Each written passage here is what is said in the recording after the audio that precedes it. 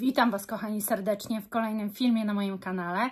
Z tej strony Marta i kanał Milion Lashes i zapraszam Was na top 5 w 4 kategoriach zapachów do pracy z mojej kolekcji. Zapraszam.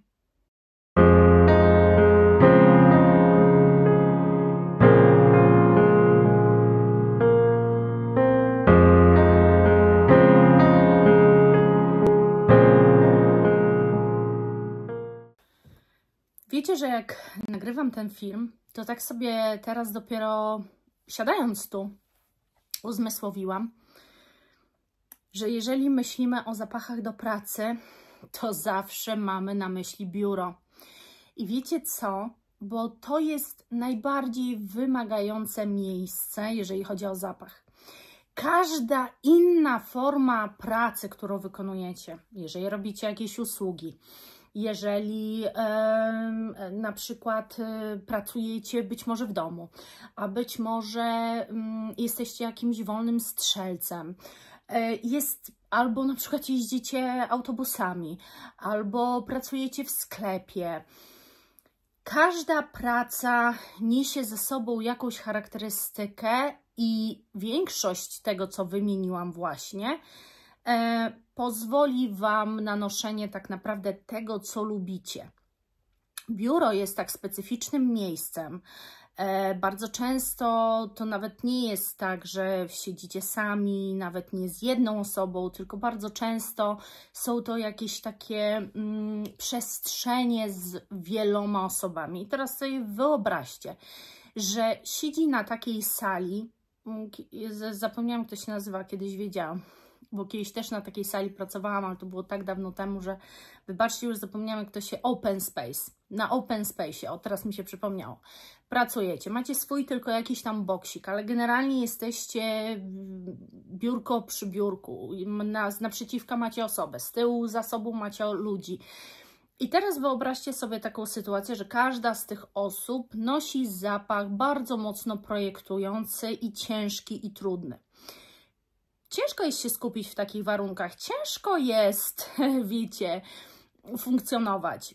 Aby uszanować pasję do zapachów i aby też nikomu nie zawadzać, ja przygotowałam top 5 w 4 kategoriach. Miało tych kategorii być 5, ale ta 5 była taka na siłę, że pomyślałam, że zrezygnuję i nie będę tu szukała, bo jest naprawdę ciężko z tej kategorii znaleźć zapach mało projektujący, który na 100% nie będzie nikomu przeszkadzał, bo ja właśnie biorę pod uwagę, że ktoś naprawdę ma blisko siebie ludzi i ciężko jest, wiecie, dogodzić, że tak powiem, i żeby te osoby nie czuły tego zapachu. Pierwszą taką kategorią, ja w ogóle mam herbatę i zapraszam Was na herbatę. Pierwszą taką kategorią są zapachy świeże. One też potrafią być przeszkadzające, bo to zależy, jaka to jest świeżość, ale ja wybrałam takie top 5, które mi się wydaje, że absolutnie nikt nie będzie miał do nich żadnych zastrzeżeń ani pretensji, że nie będą nikomu zawadzały, a wręcz ktoś w towarzystwie, siedząc obok tych osób, poczuje się bardzo dobrze i tak uspokojony, mam takie wrażenie. I takim jednym z zapachów jest właśnie Courrèges La Filet de l'Air, czyli zapach powietrza, jak zawsze Wam powtarzam. To jest zapach powietrza, to jest coś bardzo przyjemnego, niesamowicie miłego, nieprojektującego, dosyć wyważona, spokojna kompozycja, która ma za zadanie umilić czas, jakby zadbać o przestrzeń wokół Was, ale nie przytłumić, nie zabić, nie zdominować absolutnie nikogo. Bardzo fajna moim zdaniem propozycja z mojej kolekcji. Kolejną, którą wybrałam, to może być i kontrowersyjna propozycja, ale przemyślana, i jest to Hermès Barenia. Ja ten zapach po prostu Ja ten zapach po prostu pokochałam. Powiem tak, on na początku bardzo jak właśnie taka skóra zwierzęca stricte mi wybrzmiewał, ale czuję w nim też jakieś takie trochę nuty jakby owocowe, coś takiego rozweselającego. Jest to bardzo przyjemny zapach i powiem Wam szczerze, że dosyć niezwykły, bo jednak troszeczkę inaczej zbudowany, mam wrażenie, niż większość. Jest to zdecydowanie zapach, który nikogo nie będzie drażnił, chociaż biorąc pod uwagę Wasze komentarze, czasami wąchając, kupując ten zapach, mieliście takie obawy, że on może być taki gryzący. Dla mnie to jest zapach świeży. Ja go jako totalnie zapach świeży odbieram. I absolutnie dla mnie nie ma tu ani nic jakiegoś słodkiego, ani jakiegoś przytłaczającego. To, czy odbieracie ten zapach jako skórę zwierzęcą, to są jakieś niuanse, które już trzeba po prostu wyczuć. Ale generalnie zapach jest naprawdę bardzo, bardzo przyjemny i jest to moim zdaniem zapach, który absolutnie nikogo nie podrażni w pracy. Wiecie, że mam też kolekcję zapachów Aqua Allegorii. Postanowiłam w tym zestawieniu top 5 jeden z nich też ująć, bo jest to zapach świeży, jest to zapach mocny. Z tych wszystkich jest, można powiedzieć, projektujący, bo jest to Mandarin and Basilic Forte, czyli woda perfumowana. Słuchajcie, no jest to mocarz, ale czy ktoś nie lubi zapachu mandarynki? Czy ktoś nie lubi takiego rodzaju świeżości? Wydaje mi się, że na tyle często miałam go latem, a akurat zdarzało mi się podróżować pociągiem w tym roku, w tamtym roku i mogę z czystą pewnością powiedzieć, że jest to zapach, który wręcz wszyscy robią tak, żeby, nie wiem, bardziej go wchłonąć w siebie, nie wiem jak to ująć, ale na pewno mogę powiedzieć z pełnym przekonaniem, że jest to zapach cieszący się ogromną popularnością i cieszący się sympatią, też bardzo dużą. Także ja ten zapach poleciłabym do pracy, powiem szczerze. I kolejne dwa to są takie bardzo świeże zapachy. Jeden z nich zawsze się pojawi, ilekroć bym Wam nie mówiła o świeżynce, tyle razy ten zapach się pojawi. I oczywiście ja mam odlewkę, ale zamierzam mieć flakon, bo to jest po prostu coś, bez czego ja już mojej kolekcji nie widzę. I nie mogę nie wspomnieć, mówiąc o świeżych zapachach do pracy, o Ganymede Marc-Antoine Barrois. Słuchajcie, jeżeli ktoś go jeszcze nie próbował, to może się wydawać, że jak mówi się o zapachu skóry, to od razu macie taką blokadę. No nie, no skóry się nie nosi do pracy. Skórę w takim wydaniu świeżym się nosi do pracy. Uwierzcie mi, wielokrotnie będzie tak, że nawet ktoś to poczuje i nie będzie wiedział, że to jest zapach, że to są perfumy, że ktoś się tym wyperfumował.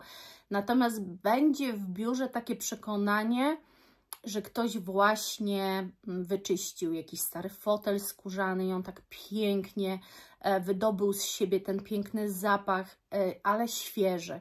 To jest bardzo świeży zapach. Powtarzam to już po raz enty, ale naprawdę.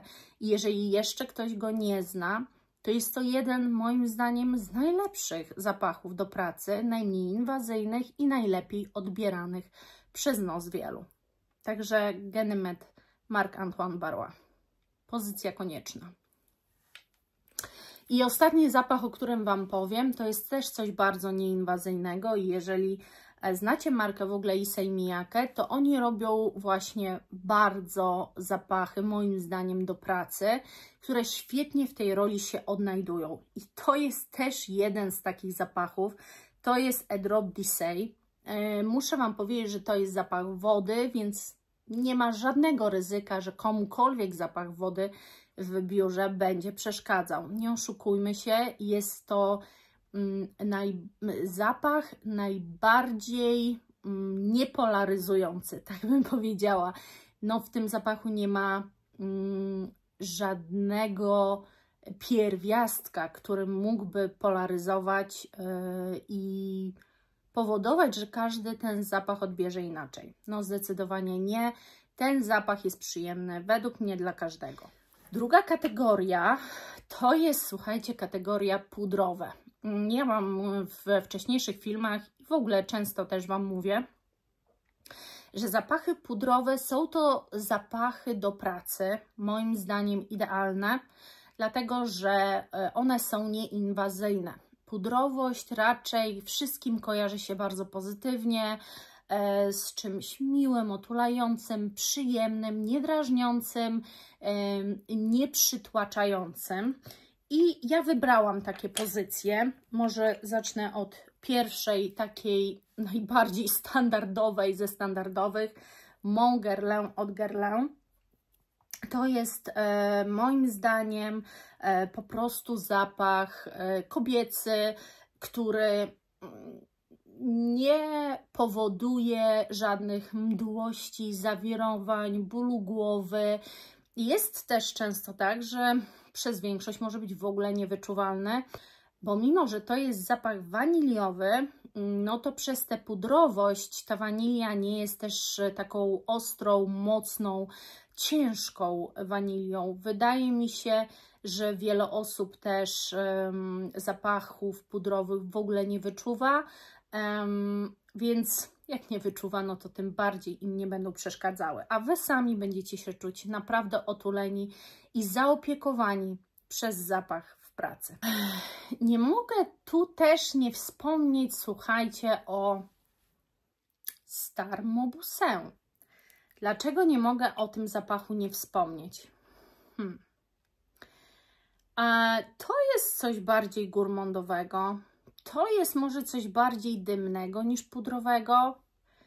To jest już zapach, który wiem, że niektórzy z Was powiedzą, że troszeczkę może być przeszkadzające, że nie każdy z Was radzi sobie z intensywnością dymku w tym zapachu, ale powiem Wam, że nadal mam wrażenie, że jest to tylko jakiś procent, bo kogo bym nie oglądała, kogo bym nie pytała o ten zapach, to większość raczej mówi, że jest to totalny przyjemniaczek, totalnie otulający, wiążący, też łączący kilka światów, tych słodkich i tych takich bardziej drzewnych, wytrawnych.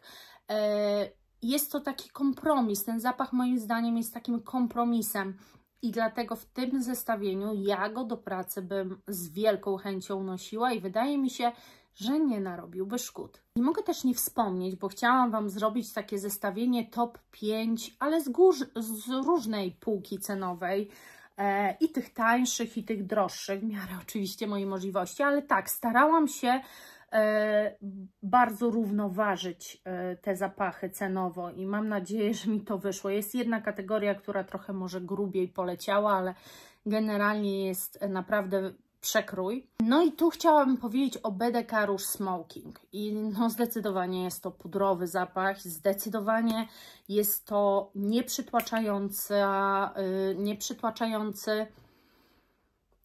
O Jezu, on jest po prostu piękny, różowy. Ja bym to nazwała pudrowy, różowy zapach, bo wiecie, jest tak, że w tym zapachu ten róż z nazwy po prostu czuć, tak jakbyście mogli nazwać kolor różowy, czując zapach. Ten zapach jest według mnie kobiecy, według mnie dosyć przyskórny jednak. Nie powiedziałabym, że jest to zapach jakoś silnie projektujący. Zdecydowanie propozycja do pracy, moim zdaniem nic inwazyjnego, kobiecy, pudrowy, niezwykle przyjemny i piękny zapach. O czwartym zapachu, jakim Wam powiem, nie chciałam tak od razu na początku, no rozumiecie, ale nie może go zabraknąć. Nie może zabraknąć Frank Boclet Orchid. To jest po prostu zapach dymno-pudrowy, już wielokrotnie Wam o tym mówiłam. I dla mnie to jest propozycja idealna do pracy. Naprawdę wydaje mi się, że nawet jeżeli komuś się jakoś strasznie nie spodoba, to przez to, że on jest taki połączenie pudrowości z dymkiem, to właśnie też nie projektuje. On jest taki dla Was bardziej. To jest taki osobisty zapach. To jest taki zapach, że ktoś musi się do Was nachylić, ktoś musi Was pocałować w policzek, żeby go poczuć.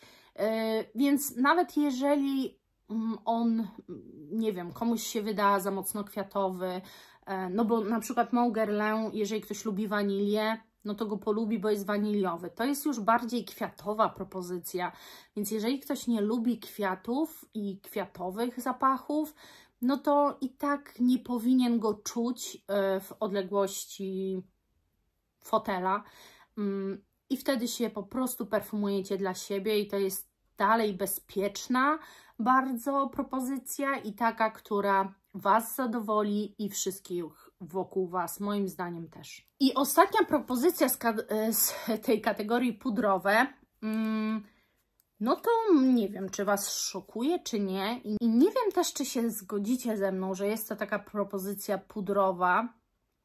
Różnie każdy może odbierać ten zapach, a chodzi o Toma Forda Bitter Peach. To jest moim zdaniem brzoskwinia, ale podana w sposób pudrowy. I szczerze, ja nie znam osoby, dla której ten zapach by się nie podobał. Nie znam osoby, która by narzekała na jego jakąś straszną projekcję.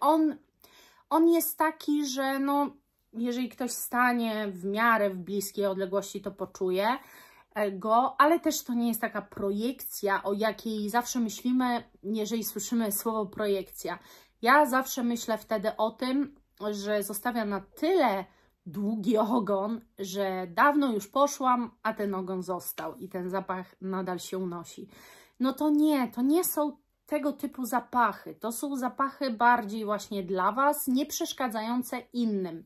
Bardziej podnoszące Was niż, ale też nie przeszkadzające innym, ale też nie tłamszące innych, ale też nie powodujące u kogoś jakiejś mdłości, bólu głowy, bo to też nie o to nam chodzi. Dlatego zapachy do biura często to jest najtrudniejszy temat, bo właśnie czasem sami nawet nie wiemy, że wybieramy zapach, który kochamy i strasznie nam się podoba, ale inni nie odbierają go zbyt pozytywnie. Warto jest zebrać więcej informacji na temat tego zapachu, jak on jest odbierany, jak ludzie o nim myślą, czy jest polaryzujący, czy nie. Wydaje mi się, że to nie jest zapach polaryzujący. Kategoria trzecia, słuchajcie, to jest kategoria eleganckie, ale nie krzyczą. Bo na przykład, muszę Wam powiedzieć, że według mnie zapachem eleganckim jest YSL Libre, ale według mnie dosyć krzyczy.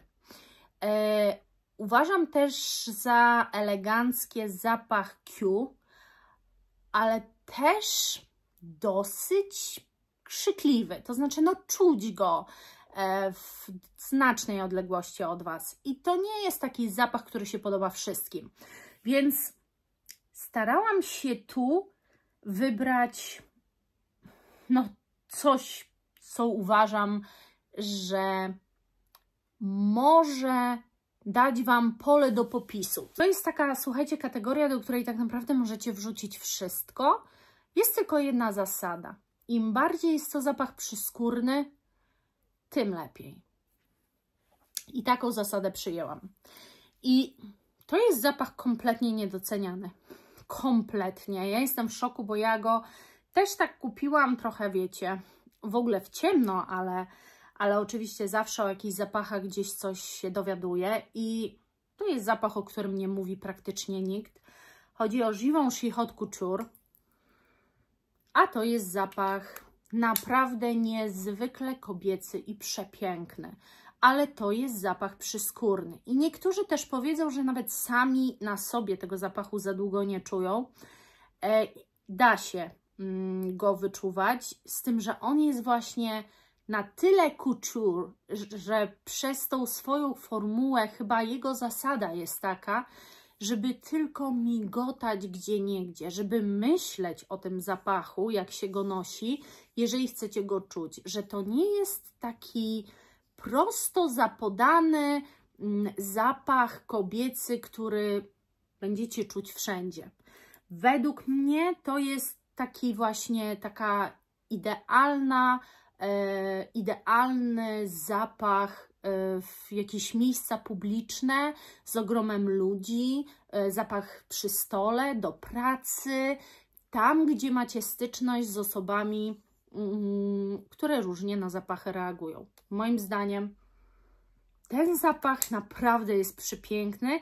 Ja Wam o nim więcej poopowiadam też, natomiast ten film będzie bardzo długi, jeżeli ja tak zacznę o każdym długo opowiadać, ale muszę go więcej też razy ponosić, bo wiecie, że to jest u mnie nowość. Nie mogę też nie wspomnieć, i pójdę tutaj po prostu takim, wiecie, łatwym pasemkiem, o Essential Parfum Bois Imperial. I mimo, że możecie powiedzieć, że no to jest zapach zdecydowanie z konotacją męską, z taką linią, która trochę wybrzmiewa męsko, to takich zapachów też się nie bójcie do pracy. One wręcz mogą być jeszcze lepiej odbierane, bo będą odbierane bardzo pozytywnie i przez mężczyzn, i przez kobiety. Poza tym jest to strasznie świeży zapach, bardzo bezpieczny uważam. I w ogóle to może być zapach signature scent, który właśnie będzie na każdą okazję, do każdego miejsca i nigdy moim zdaniem nie wywrze na kimś negatywnego wrażenia i nie spowoduje żadnych jakichś takich negatywnych spojrzeń, myśli i tak dalej. Jest to też moim zdaniem prześwietny zapach na dobijania jakichś biznesowych spraw. Także Essential Parfum Bois Imperial zdecydowanie. Chciałabym też tak trochę odskoczyć, bo uważam, że jest to elegancki zapach. I właśnie mówiłam Wam o YSL Libre, że elegancki, ale jednak zbyt mocny. To tu nie ma się czego bać. To jest Nomade Nuit d'Egypte. I naprawdę nie musicie się tych zapachów bać. Ja na przykład Nomade podstawowej wersji w ogóle nie wyczuwam na sobie i jest dla mnie trochę za nudna, ale o tej wersji nie można powiedzieć, że jest nudna, bo właśnie ma ten sznyt, ma ten dodatek, który nie jest projektujący, jest wyczuwalny gdzieś tam mgiełkowo, który przełamuje ten zapach, ale jednocześnie absolutnie nie odbiera elegancji mu. Nie jest to zapach krzyczący, projektujący, nie jest to zapach upierdliwy dla nikogo według mnie, jest to bardzo bezpieczny zapach dla każdego, no i jego cena też nie jest jakaś załamująca, więc Nomade Nuit d'Egypte, wspaniała propozycja. Zostały nam dwie propozycje. Zostały nam dwie drogie propozycje.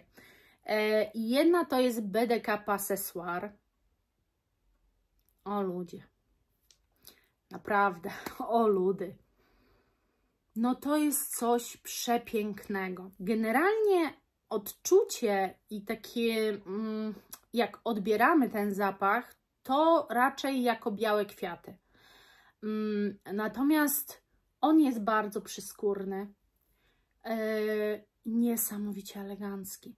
Wiecie, to jest tak podane jak takie piękne kwiaty, naręcz pięknych kwiatów przyniesionych kobiecie, wsadzonych do wazonu i które zaczynają bardzo powoli uwalniać swoją woń, delektując nas swoim zapachem, nie przytłaczając, nie odurzając, nie sprawiając, że boli nas głowa, bo jest tego za dużo, tylko robi to w taki sposób dyskretny i powolny. To jest właśnie moim zdaniem opis BDK Poccessoire.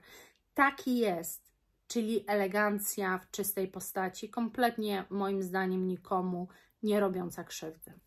No i ostatni zapach w kategorii eleganckie, nie krzyczące.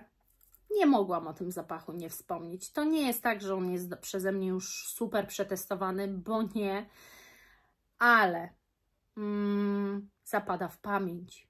I jest to The Marchand of Venice, Queen of the Night. Ten zapach zapada w pamięć. Niektórzy z Was mi powiedzieli w ogóle, o to tak powinno być, niektórzy z Was mi mówili, że nie wyczuwają tu skóry i że jest tutaj szafran, który może mi właśnie tak wybrzmiewać.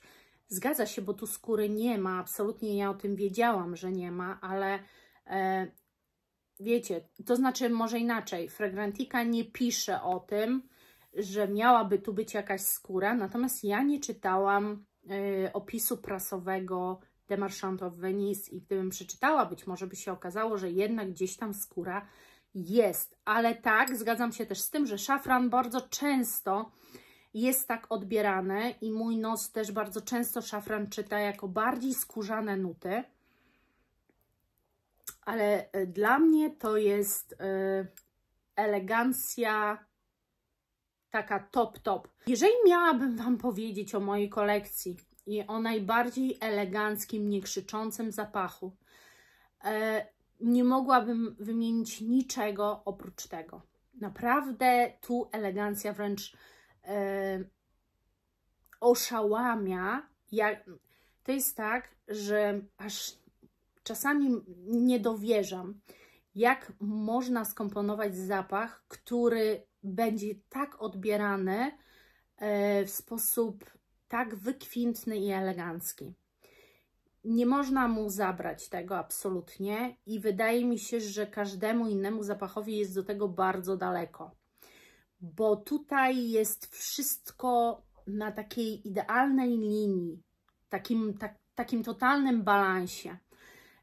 Każdy ten zapach pewnie odbierze inaczej, natomiast on jest bardzo mocno przyskórny i mimo, że tu są i takie drzewne nuty, które czuć zdecydowanie, to jest jedyny zapach, który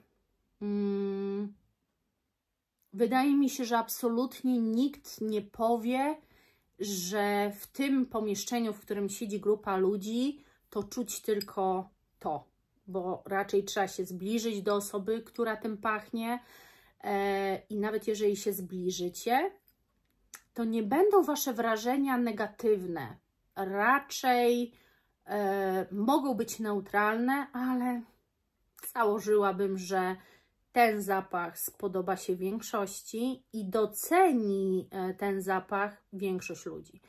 Poza tym przebywanie w obecności takiego zapachu powiedziałabym, że jest raczej ogromną przyjemnością niż katorgą. Tak bym opisała doznania związane z tym zapachem. I słuchajcie, została ostatnia kategoria. I ostatnia kategoria to są zapachy słodkie. Słodkie, ale niekoniecznie też gourmandowe. Ogólnie zapachy gourmandowe cieszą się ogromną popularnością i są to zapachy szeroko akceptowane, ale jednak nie przez wszystkich. I nie chciałam wybierać takich słodkości związanych z jedzeniem, a chciałam jednak wybrać kobiece, słodkie zapachy, które nikogo nie urażą i nie zmęczą. I tutaj zacznę może od Trussardi Le di Milano Limitless Shopping Via della Spiga. To jest zapach, który jest, jest słodki. To jakby tu nie można powiedzieć, że nie. Tylko wiecie też, bierzcie trochę przymrużenie oka z tym, co jest słodkie i w jakim stopniu jest to słodkie, ponieważ to jest po prostu zapach przepięknie delikatny. To jest zapach słodki, ale to jest zapach dosyć mleczny, dosyć taki to jest zapach chodzący po skórze, to jest zapach nieprojektujący, to jest zapach tak naprawdę tylko dla nas. Przepiękny, trwały. Wszystkie propozycje, które Wam podałam, są propozycjami oczywiście trwałymi, bo idziecie do pracy na ileś godzin i fajnie by było, żebyście się nie dopsikiwali, tylko tak jak się psikniecie, to możecie wyjść i zapomnieć i ten zapach z Wami zostanie na długie godziny i takie też wszystkie te zapachy są, tego nie powiedziałam na samym początku, było to na pewno kryterium, które też brałam pod uwagę i to jest po prostu idealny wręcz zapach słodki do pracy. Jeżeli bym miała z tej top 5, którą wybrałam, wybrać jedyny, to wybrałabym ten zdecydowanie, bo on naprawdę nikogo absolutnie nie udręczy, ale Wy będziecie go czuć cały dzień i jest przepiękny. Jako drugi zapach, który Wam pokażę, to jest zapach, który jeżeli mnie oglądacie, no to mogliście się domyślić, że ten zapach w topce będzie, dlatego że ja chyba w kontekście pracy o tym zapachu nigdy nie mówiłam, ale zawsze mówiłam, że to jest zapach dla słodkiej idiotki. I nigdy też nie mówiłam tego w złym znaczeniu.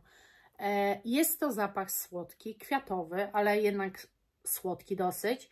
Jest to Irresistible Givenchy i wziąłam ten Irresistible, a nie Floral, chociaż Floral też mógłby być. Wzięłam po prostu ten, bo jest to podstawowa wersja, być może większość z Was zna Floral, może nie każdy.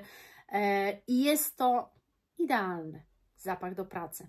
Naprawdę, to jest idealny zapach do pracy. Jeżeli chcesz się czuć kobieco i jeżeli bardzo lubisz podkreślać swoją kobiecość, to jest zapach dla Ciebie. Bo ja nie znam drugiego aż tak kobiecego zapachu, który aż tak podkreślałby kobiecość, jak właśnie Irresistible Givenchy. Także musiał być w topce, wybaczcie. Teraz może coś takiego taniuśkiego, bo Casual Walk od Reserved to jest zapach słodki, słuchajcie. To jest zapach słodki, ale to jest zapach też dosyć czysty. Jeżeli macie bardzo dobry nos, to jest to taki niuans zapachowy, że czujecie słodkość, jakby taką no, waniliową głównie, ale gdzieś tam w oddali tego zapachu czujecie cały czas, że to wszystko jest zbalansowane taką czystością. Może nie do końca mydlaną, ale wyczuwa się nuty czyste i przez to ten zapach jest naprawdę pozytywnie odbierany. On nie ma konotacji negatywnych, on nie ma żadnych skojarzeń negatywnych, jest bardzo prosto zbudowanym zapachem, bo on jakby nie przemienia się, on cały czas jak się nim psikniecie taki jest i muszę powiedzieć, że ten zapach jest naprawdę niebywale trwały. Słuchajcie, no ja go rano aplikuję i naprawdę on cały dzień ze mną jest, więc znalazł się tu dlatego, że jeżeli ja go wyczuwam, chociaż ja go mogę wyczuwać tak długo, bo jest według mnie ta słodkość waniliowa, a ja po prostu wanilię wyczuję wszędzie. Wydaje mi się, że Wy też poczujecie ten zapach przez cały dzień. On jest bardzo naprawdę fajnie skomponowany. Dla mnie to taki właśnie idealny do pracy. On nawet, muszę Wam powiedzieć, że czasami, nie powiedziałabym, że to jest 100% kobiecy zapach. Mam wrażenie, że ta czystość, którą tam w oddali wyczuwam, powoduje jakby nie mydlaną czystość, tylko właśnie taką jakąś świeższą nutę męską. Ale też nie chciałam go kategoryzować na jakiś unisex, ale na pewno nie jest to taki czysto kobiecy zapach. Piękne. No i teraz dwa moje nowe zapachy, które w tej kategorii się znalazły i jest to zdecydowanie Womanity od Muglera. No ja nie wiem, jeżeli ktoś uważa, że ten zapach nie jest do pracy i to jest jedyny zapach, który ja z Muglera wybrałam do pracy, bo on u mnie nie projektuje. Ja nie wiem, czy każdy z Was tak ma, czy wiem, że macie Womanity, pisałyście mi, ale możecie mi napisać, czy też tak macie, że Womanity na Was nie projektuje, bo ja to wszystko wiem, bo pytam Wojtka za każdym razem i Wojtek mi mówi, że musi się do mnie nachylić, podejść, przybliżyć, żeby wyczuć Womanity. Ale ja z kolei wyczuwam cały czas. I coś pięknego. On na początku jest taki właśnie ostrawy, taki jakby przyprawowy, słodki, ale zrównoważony, ale później jednak wyczuwam taką mocną kobiecą nutę, jednak słodką. I wiecie co? Troszeczkę gdzieś w jakiejś takiej przestrzeni wyczuwam podobieństwo do Irresistible, z tym, że troszkę ta słodkość mi podobnie wybrzmiewa, która jest w Irresistible. I ta słodkość w Irresistible Givenchy jest taka troszkę z jakąś nutą mleczną. I jakby tu może nie do końca wyczuwam tę nutę mleczną, ale podobnie odbieram słodkość tego zapachu. I dajcie znać, jak Wy Womanity odbieracie. Wszystkie dziewczyny, osoby, które macie Womanity, dajcie koniecznie mi znać, bo ja uważam, że jest to zapach do pracy. I może to być kontrowersyjne, ale biorąc pod uwagę to, że miałam już go kilka razy na sobie, to zdecydowanie mogę stwierdzić, że ja bym go nosiła do pracy. I ostatni w tej kategorii, też nowy zapach, cudowny. Jest to Hibiscus Mahajat Maison Crivelli. O Jezu, ten zapach jest po prostu przepiękny. I nie wiem jak Wy, on dla mnie wybrzmiewa jednak dosyć mocno owocowo, bardzo przyjemnie, nieinwazyjnie, nie krzyczy też, to nie jest propozycja, którą z kilometra czuć.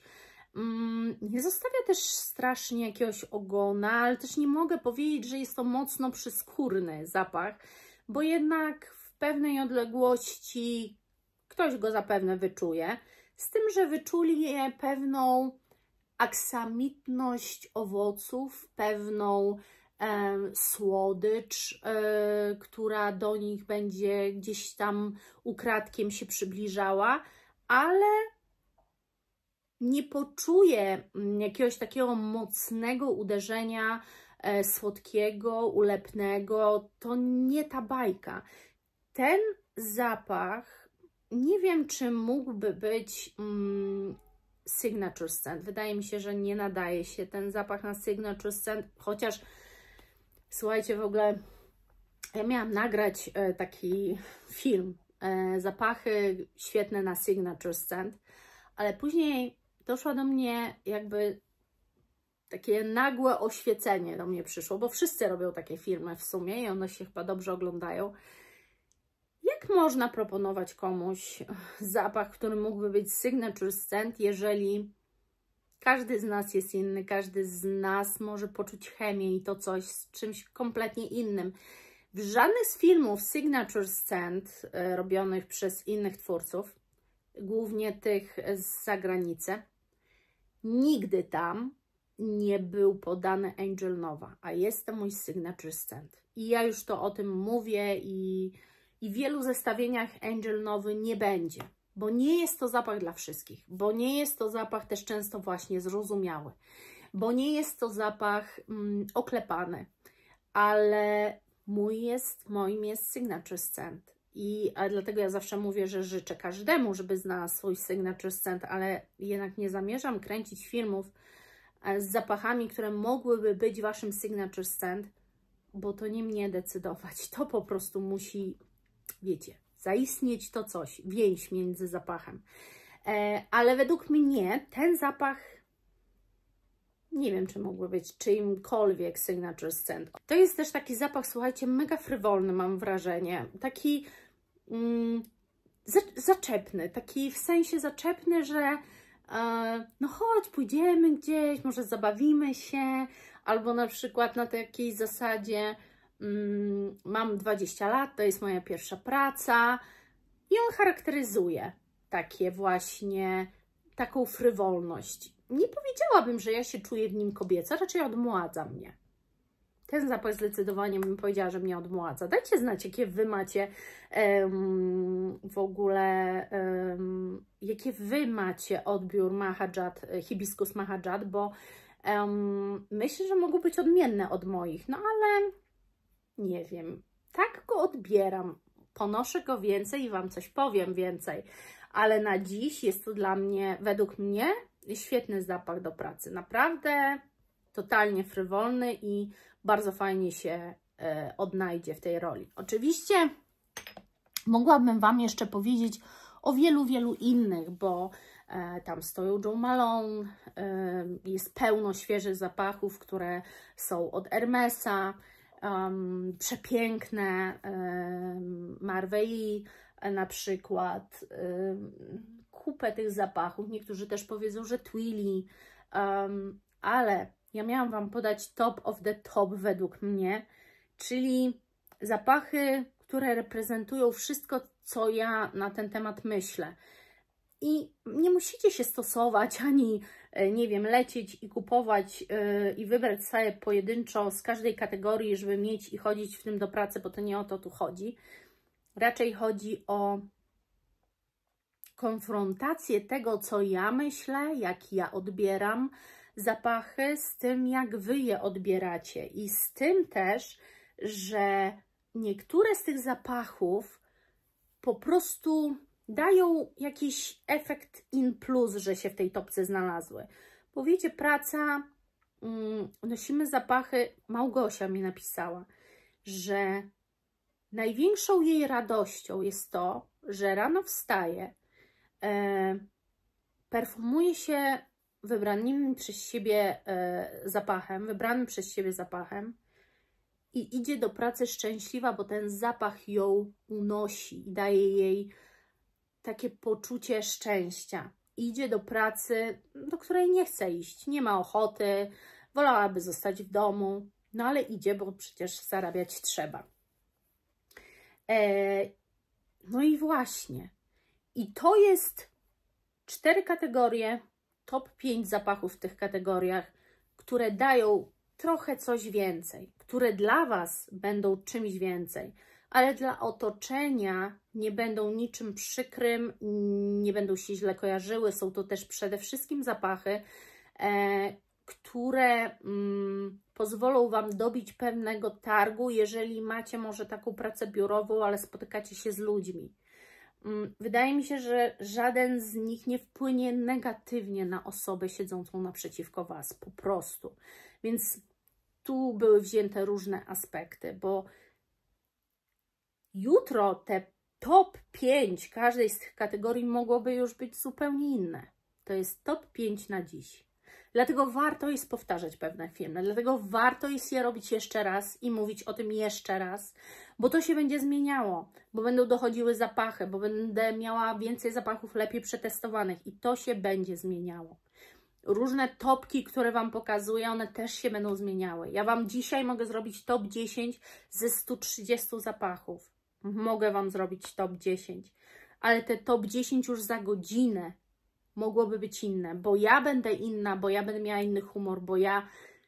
Rozumiecie? Ale fajnie jest, że robiąc tego typu filmy, po prostu mogę się pozastanawiać, przewąchać jeszcze raz te zapachy, pomyśleć, co dany zapach mi daje, co odczuwam, kiedy go wącham, przypomnieć sobie, co czuję, kiedy go noszę. Rozumiecie? To jest fajne w tym. A dla Was to po prostu jest takie zestawienie zapachu, nad którymi może warto się zastanowić, albo przynajmniej kupić próbkę i zobaczyć. I może to będzie to. Ja za dzisiaj serdecznie Wam dziękuję. Mam nadzieję, że się dobrze ze mną bawiliście. Podzielcie się swoją opinią, podzielcie się swoimi topkami, podzielcie się tym, co Wy nosicie do pracy, co lubicie, kochacie. Jestem bardzo ciekawa. Ja za dzisiaj serdecznie Wam dziękuję i buziaczki, kochani, pa!